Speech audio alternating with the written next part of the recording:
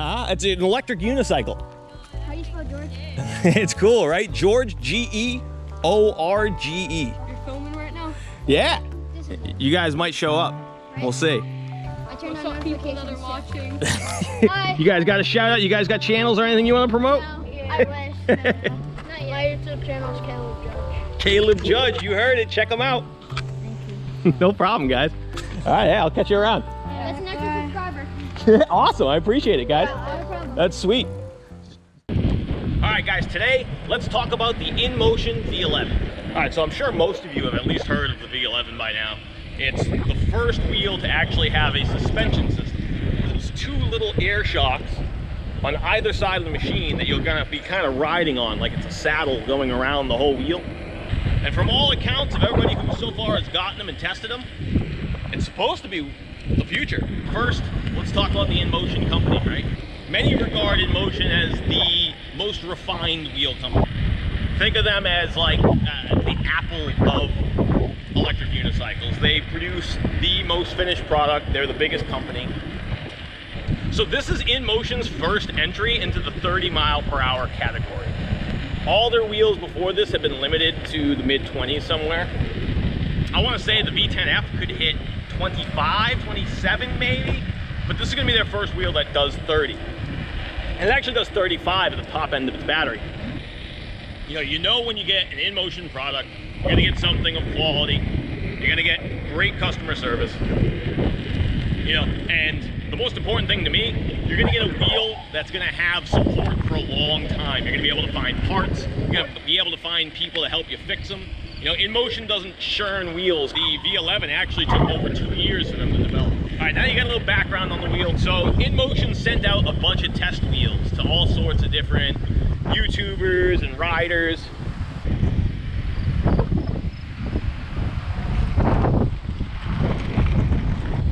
So we've got to see a lot of awesome videos on the V11 already. And so far, everybody seems to be ecstatic. Everybody loves it. I know, I'm gonna love it for stuff like this. Out in the off-roading, these roads are horrible. So to have that suspension system to just help me cruise through here at a higher speed will be awesome. So this is one of the primary reasons I want a V11, so that when I come into these off-road situations, I just feel more comfortable picking up speed. Oh, you see, like this is sand here, so this is really, not that the V11 would help much on sand. Oh!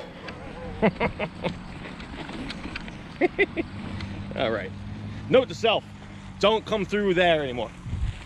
Like I was saying, let's talk about some of the updates that Inmotion has pushed to the V11 since the pre-production model has been bandied around amongst YouTubers. So after testing the machine, they've come up with a couple changes that they've implemented on all the production batches going forward. The biggest thing were the valve caps on the bottom of the shock system. On the Inmotion, there's the two valves that we talked about. They're air compression valves, and on the bottom of these valves is actually where you have to put the air inside of them to make them work. So the original valve caps on the pre-production unit, they screwed directly onto the valve, the air valve, which is a huge flaw. I mean, any little damage to that air valve effectively destroys your shock system. So I don't know how they spent so long working on this wheel to miss such a crucial design issue. So they responded right away, luckily, and they've actually changed the cap design.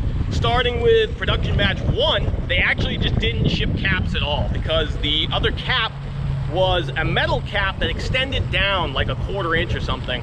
And it actually just, all it did was extend the valve and really exposed it to potential damage.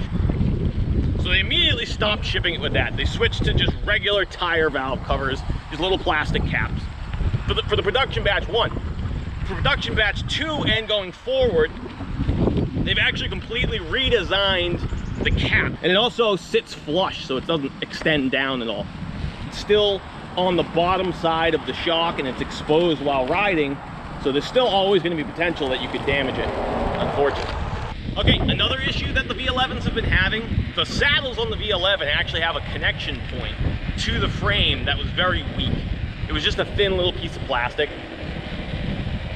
So we've seen a lot of the pre-production videos, and some of these first batch wheels have had problems with that connection point. Apparently it doesn't affect how you ride at all, but it's kind of annoying that a piece would be broken right when you first get your wheel. So they've already addressed that. Apparently they're going to reinforce that with a metal bracket instead of the little flimsy piece of plastic that they have, and hopefully that's solved.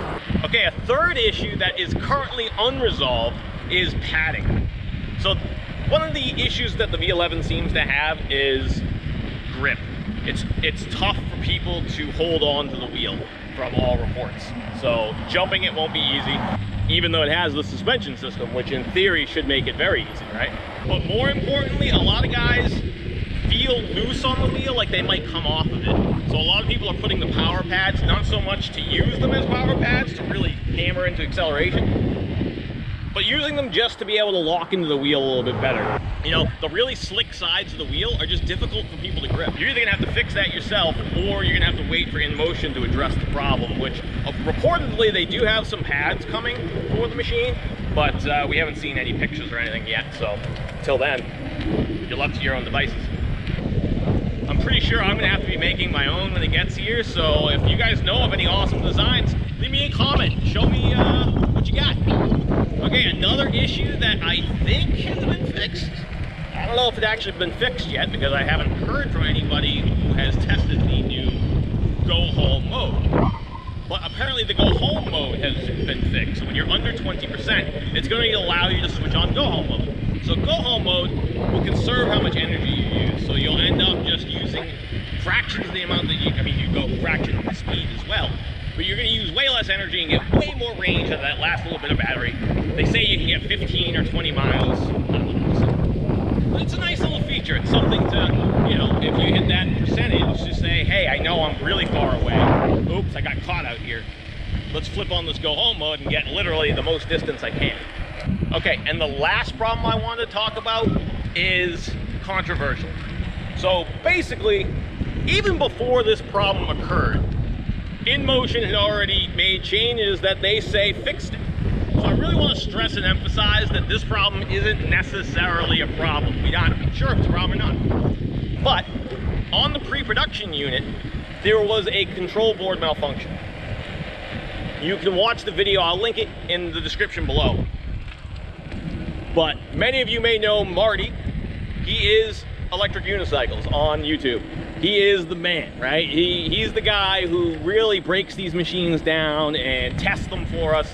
Well, when he finally got the pre-production unit, he loved the wheel. He was riding it for a couple days.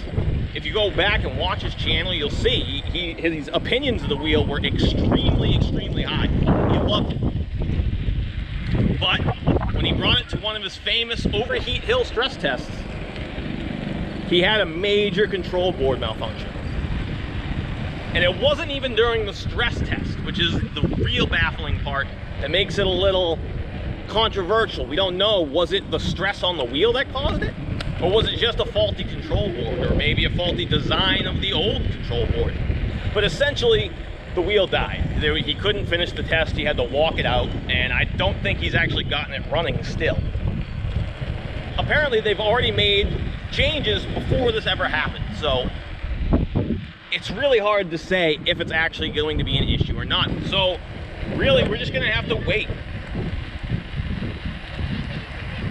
Yeah, I'm just doing it now. Yeah? Cool, go George, go. Go George, go, okay. Huh? It's an electric unicycle. How do you spell George? It's cool, right? George, G-E-O-R-G-E. O-R-G-E. George? Go George, go. I just started it a couple weeks ago because I got this thing. Oh, you're pretty good. 7 subscribers? No, there should be like 35 or something. Not a lot, but. You're filming right now? Yeah. This is You guys might show up. Right? We'll see. Yeah, that's me. All right. Cool. There. I turned on notifications. People that are watching. Hi. You guys got a shout out? You guys got channels or anything you want to promote? No. Yeah. I wish. No. Not yet. My YouTube channel is Caleb Judge. Caleb Judge, you heard it. Check him out. Thank you. No problem, guys. All right, yeah, I'll catch you around. That's an extra subscriber. Awesome, I appreciate it, guys. No problem. That's sweet. All right, but that's enough of the ugly from the V11, let's talk about all the good, right? So the great news is people are starting to get their units. It's just a matter of time before mine finally gets here. I'm pumped. So the production batch 1 went out. Production batch 2 is supposed to be leaving the factory in about 2 weeks. So production batch 2, there's supposed to be, you know, thousands of units, they say. So hopefully everybody's gonna be getting their units in the next 6 weeks, because it does take about 30 days once they leave the factory. But that's awesome, we finally have an ETA. The wheels are gonna be here real soon. So one of the amazing things that Inmotion's been able to achieve with this wheel is 30 miles an hour all the way down to 30% of the battery. I mean, that's huge. A lot of wheels start limiting you at 50%. So to get that extra 20% battery, it's a big deal, it really is. You know, people are really excited to see Inmotion finally start to push open the limits a little bit, trying to let the customer have what they want a little bit, you know what I mean? Some of these other companies like Gotway, they've been letting their customers go 40 miles an hour if they want to, right? And I get it, Inmotion's a big company. They need to protect themselves and they need to do what they feel is best for their customer, for the rider. You know, what's safest. That's one of the great things about Inmotion, their attention to safety. You know, I would say safety must be one of their absolute top priorities. Okay, another awesome thing about the V11 is its kickstand. It's the first wheel to actually have a kickstand. How long did it take for them to realize that people don't ride non-stop? You know, we all take breaks, we stop, we gotta lean our wheels against things. Kickstand, so obvious. Everybody, Gotway, King Song, do it. Okay, another thing that we should talk about is the lighting. I mean, from all accounts, the Inmotion has the best light on the market, both front and back. Specifically, the tail light to me is really impressive. I love the size of it. I love how bright it is. It's something that you don't see on many other wheels, so I really think it stands out. The front headlight, I mean, it's bright, right? But it's got that fan that people, even on the production units, have shown it's pretty loud. So as great as the light is, it gets some points off of that. Another really, really cool innovation on the Inmotion V11, it's the first wheel to have a hollow bore motor. So what that means is no axle. So until now, every single wheel has had an axle on the inside. They've had to run wires through the axle to attach the motherboard, the frame, the housing. But on the Inmotion V11, it's actually a hollow bore style. So what that means is there is no axle. The entire motor acts as the axle. This means no bent axles. This means thicker gauge wire. I mean, it's an absolute no-brainer as far as these companies are concerned, and I expect it to be the standard going forward. We've already seen Gotway adopt it in their newest wheels. All right, well, that's enough talking about the V11 when I still don't even have one myself to talk about it. But as soon as it gets here, I'm gonna be doing tons of videos all about the V11. We're gonna show you how to set it up, how to optimize it for your riding style. So guys, if you're getting a V11, shoot me a comment below and let me know. Do you guys think the V11 needs pads?